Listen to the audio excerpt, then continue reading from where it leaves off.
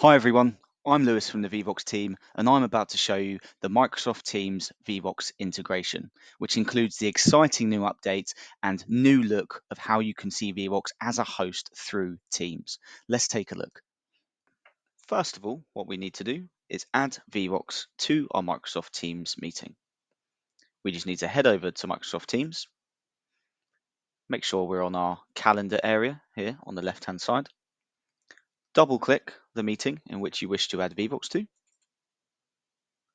and we just need to press the tab button here in the top right hand corner. We need to do a search for Vevox, and then we will be brought to this login page here. So we just need to press login, and then we just need to type in our email address in here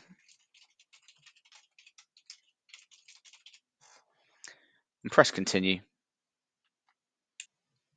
Once you're logged in, you just need to choose the Vevox session in which you wish to add to this Microsoft Teams meeting. So I'm going to choose this one here at the top and then press save. And that's it. We now have Vevox connected and ready for the start of our Microsoft Teams meeting. Now let's head over and go into the Teams environment and see how it actually looks. We have had some great new updates to the Microsoft Teams integration, including poll creation directly in the Teams integration, Q&A moderation directly in the Teams integration, and also being able to present and share the Vevox view to your audience. So what we have now is Vevox within our Microsoft Teams ribbon. You can click the button up the top here to remove it, and just click it again and it will appear in the right hand side panel for you. We have all of our polling questions within here which we've created earlier. I can go ahead and open the polling question just by clicking on it. Now all of my audience on the call will be able to see the poll which is open, and they can go ahead and vote on that poll.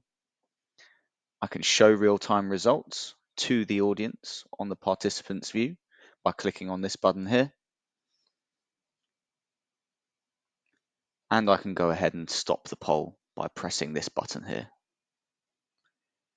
If I have a correct answer associated with the question, I can go ahead and click on it, which will show the correct answer to my audience.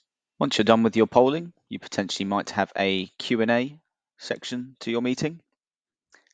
As your audience start to ask questions, they will populate in this area here. We can sort by most liked, or we can change this to most recent if we prefer. We can have a look at the published questions, or we can have a look at the archived questions. For this meeting, I have moderation switched off. We can go ahead and address this question from the audience, and once we've done addressing it, we can just press the hide button, which will remove the question from our published bin, and it will place it in the archived area. We can also reply directly to one of these questions.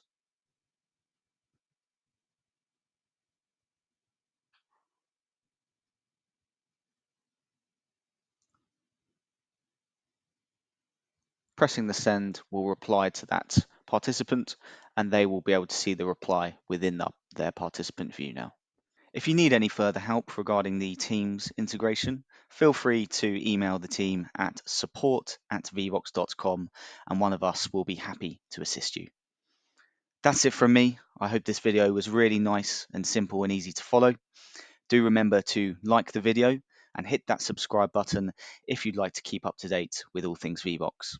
We'll see you next time.